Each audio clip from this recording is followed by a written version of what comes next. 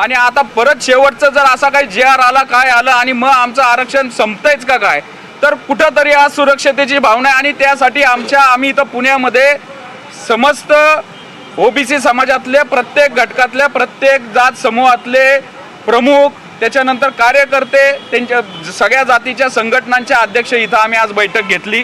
आम्ही 2 ते 3 तास चर्चा केली आणि या माध्यमातून आम्ही या संदर्भामध्ये महाराष्ट्रातल्या तालुक्यातून ओबीसी एकीकरणाची, ओबीसीची संघर्ष यात्रा आम्ही चालू करण्याचं आज आमचं ठरलेलं आहे। आता या संदर्भामध्ये आमचे वरिष्ठ मार्गदर्शक मग भुजबळ साहेब असतील, प्रकाश अण्णा शेंडगे असतील, पडळकर साहेब असतील आणि इतर पण आमच्या काही संघटना आहेत, काय आमचे बांधव आहेत, यांच्याशी चर्चा करून आम्ही या संघर्ष यात्रेसंदर्भामधले 2 दिवसामध्ये आम्ही तो कुठनं सुरुवात करायची, कोणत्या तारखेला सुरुवात करायची या संदर्भामध्ये आम्ही तो रूट ठरवू, आम्ही ती तारीख ठरवू। तर या सगळ्या याच्यातनं ओबीसीच्या आरक्षणाचं संरक्षण करण्याची आता आम्ही हा एल्गार केलेला आहे, ही वज्रमूठ केलेली आहे। मुळामध्ये सर्वपक्षीय आमदार खासदार पक्षाचे प्रवक्ते हे जर मनोज जरांगेंना सपोर्ट करतात तर त्यांच्या मागणीला त्यांचा सपोर्ट आहे का? ओबीसी मधनं आरक्षण कसं देणार आहे? मग 10% SCBC आरक्षण हे कोणतं? मग EWS आरक्षण सोडले का? अनेक प्रश्न अनुत्तरित आहेत आणि महाराष्ट्र सरकार ज्या पद्धतीने बॅकफुटला जाऊन मनोज जरांगेंच्या यांना उत्तर देत नाहीये, त्यामुळं कुठंतरी गोंधळलेलं सगळं आमचा ओबीसी समाज आहे। मुळामध्ये आमच्या विद्यार्थ्यांचे ॲडमिशन, आमच्या नोकऱ्या, आमचे स्थानिक स्वराज्य संस्था आता निवडणुका आलेल्या आहेत, आम्हाला 56,000 जागा त्याच्यामध्ये मिळतात, पण मुळात 10 ते 15 वर्षात कुणबी दाखल्यांनी ते आमच्या जागा निम्म्याने कमी केलेल्या आहेत। आणि आता या ज्या घातलेल्या स्थानिक स्वराज्य संस्थांच्या निवडणुका आहेत, मग त्याच्यामध्ये परत आमची काय हे असेल, आम्हाला कुठं प्रतिनिधित्व मिळेल का? आम्हाला उमेदवार दिल्या जातील का? राजकीय पक्ष तिकीट देताना ओरिजिनल ओबीसींना तिकीट देणार आहेत का या डुप्लिकेट जे दाखले आता निवडणुकीच्या तोंडावर घेऊन आलेले आहेत त्यांना देणार आहेत? हे सगळे आमचे प्रश्न आहेत। या प्रश्नाबाबत सर्व पक्षांच्या नेत्यांनी, पक्षाच्या प्रवक्त्यांनी उघड भूमिका ती पण जाहीर आणि ती पण पब्लिश करून आमच्या महाराष्ट्रासमोर ओबीसींसमोर आणली पाहिजे। अन्यथा येणाऱ्या या स्थानिक स्वराज्य संस्थांच्या निवडणुकामध्ये आम्ही स्पष्ट आणि रोखठोक भूमिका घेणार आहोत। या संघर्ष यात्रेच्या माध्यमातून आम्ही गावगाड्यातला अलुतेदार बलुतेदार मायक्रो ओबीसी आम्ही सगळ्यांची मोड बांधणार आहे आणि आम्ही तेवढीच ताकद दाखवू। सरकारला पण आमचं काय म्हणणं आहे याची दखल घ्यावी लागेल। आंदोलनाचं स्वरूप काय असणार आहे?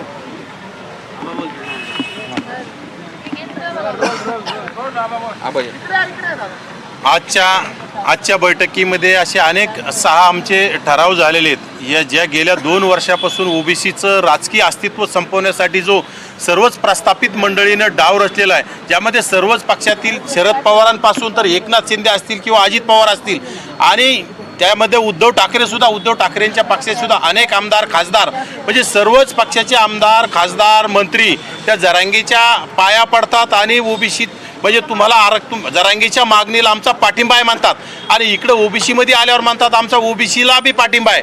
पण त्यांनी स्पष्ट केलं पाहिजे ओबीसीतून द्यायचं आहे, त्या ओबीसीच्या आरक्षणाला धक्का न लावता पाठिंबा दिला आहे, परंतु जरांगेच्या मागणीला पाठिंबा आणि जरांगेची मागणी स्पष्ट आहे। जरांगे फक्त ओबीसीतूनच आरक्षण मागतोय, कारण आत्ताच नुकतंच त्याला SCBCमधून सुद्धा आरक्षण दिलं, त्याच्यासाठी उपसमितीसुद्धा नेमलेली आहे आणि त्यांना सवलती दिलेल्या असताना सुद्धा जरांगेचा हट्ट आहे की ओबीसीमधूनच आरक्षण मिळालंय आणि हे पूर्ण आमदार खासदार मंत्री त्यांना जाऊन भेटून त्यांना पाठिंबा देण्याचं काम करत असेल तर ओबीसीचं अस्तित्व धोक्यात आहे। यासाठी आजची ही व्यापक बैठक खरं तर ही सुरुवातीची बैठक आहे, परंतु या बैठक झाल्याच्या नंतर आज आम्हाला नक्कीच ह्या पूर्ण महाराष्ट्रातून आमचे प्रमुख मंडळी या प्रमुख स्वयंसेवक यामध्ये आलेत, समन्वयक आलेत आणि त्यांनी नक्कीच आम्हाला सांगितलं की आपल्याला संघर्ष यात्रा काढायची आणि ही संघर्ष यात्रा नक्कीच आमचे देशाचे सर्वोच्च नेते नामदार भुजबळ साहेब असतील, आदरणीय बाळासाहेब आंबेडकर असतील, वडेट्टीवार साहेब असतील, आमचे ओबीसीमधील सावे असतील, गोरे असतील, दत्तामामा भरणे असतील, पडळकर साहेब असतील, आमचे पंकजाताई मुंडे असतील, धनंजयजी मुंडे असतील, या सर्व आमच्या आणखी काही जे ओबीसीचे आमदार मंत्री असतील यांची आम्ही भेट घेणार आहोत आणि या सर्व नेत्यांचे चर्चा करून आम्ही संघर्ष यात्राची तारीखसुद्धा लवकर जाहीर करू आणि ही संघर्ष यात्रा या राज्यामध्ये 55 ते 56% असणारा ओबीसी समाज म्हणजे तुम्ही जरांगेच्या 12 ते 15% असणाऱ्या जरांगेच्या आंदोलनाला तुम्ही घाबरता आणि जर त्या आंदोलनाला घाबरून जर राज्य सरकार ओबीसीच्या पाठीत खंजीर खुपसत असेल तर या 55% ओबीसींची संघर्ष यात्रा माळेगावच्या खंडोबाहून तर ती मुंबईपर्यंत जाईल आणि ती राज्य सरकारला झेपणारी नसेल. कारण आम्ही आजपर्यंत बघतोय राज्य सरकारमधले तत्कालीन मुख्यमंत्री एकनाथ शिंदे मागचे त्यांनी आम्हाला असंच ओबीसीच्या आरक्षणाला धक्का न लावता आम्ही आरक्षण देतोय, ओबीसीला कुठलाही धक्का न लावता त्यांनी आमच्या 58 ते 59 लाख बोगस कुणबी नोंदीद्वारे ओबीसीच्या पाठीत धक्का नाही बुक्का घालण्याचं काम केलंय. त्या माध्यमातून आम्ही नक्कीच हे ओबीसी मध्ये जनजागृती करून येणाऱ्या स्थानिक स्वराज्य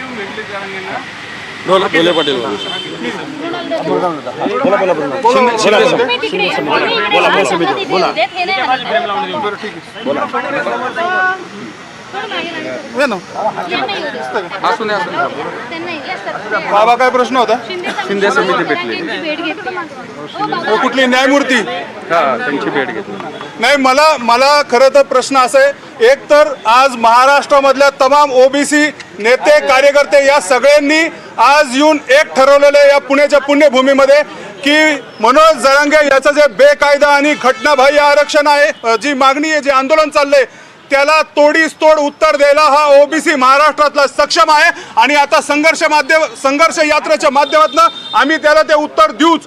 पण आम्हाला सरकारला जे सांगायचं आहे की सरकार ज्या पद्धतीने पायघड्या घालतंय त्यांना मला आत्ताच कळलं की शिंदे समिती एकनाथ शिंदे सरकारने सुरू केलेली ही शिंदे समिती त्यांना जाऊन भेटली आहे. मला खरं तर कळत नाही की त्यांनी जे दाखले द्यायचे किती प्रकारचे दाखले, ही एसटीला सवलत नाही, ओबीसी व्हीजेएनटीला सवलत नाही, फक्त एका समाजासाठी तुम्ही दाखल्याच्या वर दाखले वाढवत चाललेले आहात आणि 6च्या महिने शिंदे समिती 6 महिने एक्सटेन्शन घेऊन असे काय नवीन पुरावे क्रिएट करण्याचं काम करते. कारण पुरावे तुमच्याकडे नाही आहेत हे सिद्ध होत आहे. दुसरी गोष्ट म्हणजे सरकारने यांना वंशावळ वाढीसाठी बनवण्यासाठी पण सरकारी समिती नेमली आहे. मला खरं कळत नाही या महाराष्ट्रातल्या किंवा देशातल्या एसटीला त्याची वंशावळ स्वतः बनवायला लागती, एससीला त्याची वंशावळ स्वतः बनवायला लागती, ओबीसी व्हीजेएनटीला स्वतः वंशावळ बनवायला लागती, पण या समाजाला त्यांची वंशावळ बनवता येत नाही का बनवता येत नाही? तुम्हाला माहिती नाही का तुमचे पूर्वज कोण होते? त्यामुळे शिंदे समितीने जे केले हे बेकायदा काम आहे. शिंदे समितीला कुठला आर्थिक आधार नाही, कुठलाही कायदेशीर आधार नाही, कुठलाही घटनात्मक आधार नाही. त्यामुळं आमचं या सरकारला मागणं आहे की तुम्ही मराठा समाजाच्या काय मागण्या असतील ते मान्य करा, तुम्हाला काय करायचं ते करा, पण या ओबीसीकडे दुर्लक्ष केलं तर हा महाराष्ट्रातला ओबीसी सहन करणार नाही. तुम्ही म्हणताय की सगळे नेते तुमच्या सोबत आहेत, पण मात्र भुजबळ आणि बाकी नेते आहेत ते कालपासून कोणीच बोललेलं दिसत नाही. हे बघा, ते बोलतील, निश्चित बोलतील, ते मंत्रिमंडळात बोलतील, ते हाऊसमध्ये बोलतील, ते बोलत नाहीत याचा अर्थ असा नव्हे की त्यांचा ओबीसीच्या या चळवळीला विरोध आहे. त्यामुळं कृपया असा कुणीही गैरसमज ओबीसी बांधवांनी करू नये आणि आमच्या विरोधकांनी करू नये. आमचे नेते बोलत नाहीत म्हणजे त्यांचा या गोष्टीला विरोध आहे असं कुणी सांगितलं तुम्हाला? बोलतील, योग्य वेळी बोलतील. आम्ही जबाबदार आहोत, आम्ही बेजबाबदार नाही आहोत. आम्ही बजरंग सोनवणेप्रमाणे बेजबाबदार नाही. आमची माणसं जबाबदारीने वागतायत, ते संविधानिक पदावर बसलेले आहेत, त्यांनी शपथ संविधानाची घेतली. त्यामुळं कुठं बेजबाबदार वागायचं आणि कुठं जबाबदार वागायचं हे आमच्या नेत्यांना माहिती आहे. त्यामुळे जास्त काळजी करू नका, योग्य वेळी योग्य भूमिका घेतली. तुम्ही त्या सगळ्या नेत्यांशी संपर्क साधला आहे का? आजच्या बैठकीबाबत त्यांना काही सांगितलं होतं? नाही, आता आम्ही आजची जी बैठक झालेली आहे आपल्या मीडियाच्या माध्यमातून समजेलच, पण आम्ही या संदर्भामध्ये अधिकृतरित्या त्यांच्याशी संपर्क साधू. जी काय आमची चर्चा झाली त्या चर्चेचा सगळा सारांश आम्ही त्यांच्या कानावर घालू. आम्ही त्यांची भेट पण घेणार आहोत आणि ही संघर्ष यात्रा कशा पद्धतीने काढावी याचं मार्गदर्शन आम्ही नक्कीच त्यांच्याकडून घेणार आहे. कारण की त्यांच्या मदतीची आम्हाला नक्कीच गरज असणार आहे, मार्गदर्शनाची गरज असणार आहे. किती संघटना बघा, आजच्या संघटना आहे बघा, आमच्या संघटना आमच्या जातीच 400च्या पुढे आहेत. त्यामुळे जातीची संघटना बघितली तर आमच्या 400 संघटना आहेत आणि कुठल्याही नावं मी वन टाइम सगळ्या जातींची संघटनांची नावं नावं सांगा जे जे आज उपस्थित होते. सगळ्या संघटनांचे पदाधिकारी आहे, जिथं बारा बलुतेदार संघटना आहे, समता परिषद आहे, यशवंत सेना आहे, नाभिक संघटना आहे, गोंधळी संघटना आहे, वंजारी महासंघ आहे, सोनार समाजाचे- सोनार सुवर्णकार येऊन गेले सगळे, कुंभार. अरे किती सांगू, 450 जातींच्या संघटना सांगू का तुम्हाला? बरं, आके सर, आज शिंदे वंचितचा समिती- पाठिंबा आहे. शिंदे समिती ज्यावेळेस आली होती मनोज जरांगे यांना भेटायला, त्यावेळेस त्यांनी 2 मागण्या ठेवल्या होत्या की सातारा संस्थानाने हैदराबाद गॅजेटियर त्वरित लागू करा तरच मी- अरे गॅजेटियर मध्ये महसुली नोंद असली म्हणजे मराठा सामाजिक मागास आहे असं कुणी सांगितलं? नाही, आणि मुळात गॅजेटर्सचा अभ्यास मी तर म्हणतो त्या जरांगेपेक्षा मी तरी जास्त केलेला आहे. माझ्याकडे 20 ते 22 गॅजेटियर्स आहे. मी तर चॅलेंज देतो, हे गॅजेटियर तुम्ही समोर घ्या, मी समोर घेतो. त्या हैदराबाद गॅजेट मी आंतरवालीला असताना मी काढलं होतं, त्याच्यामध्ये मराठा समाजाची लोकसंख्या वेगळी, कुणबी समाजाची वेगळी. साताराचं गॅजेट आत्ता माझ्या गाडीत, मी आत्ता तुम्हाला 2 मिनिटात दाखवू शकतो. याच्यामध्ये मराठा समाजाच्या चालीरीती, त्यांना कशा क्षत्रिय आहेत ते वेगळं, कुणबी वेगळं. उलट हे गॅजेटियर आणा. मला या जरांगेंना या सगळ्यांना मला विचारायचं आहे, ते गॅजेटर काय ते समोर तुमच्या मीडियाच्या समोर तर काळा का गोरा काहीतरी आणा ना तुम्ही. गॅजेट नाही, ते गॅजेटियर आहे. ब्रिटिश गॅजेटियर मध्ये ते गॅजेटियर मानतात आणि त्याच्यामध्ये तुमच्या तिथलं स्थान, तुमचं भौगोलिक परिस्थिती कशी आहे, तिथं लोक कोणते, धर्म कोणते, जाती कोणत्या याची माहिती असती. या जरांगेचं हे एवढं डोकं चालतंय, त्यांनी ते गॅजेटर बाबा आम्हाला समोर, आम्हाला पण थोडंसं ओबीसीना कळून दे ना, कुठली नोंद आहे.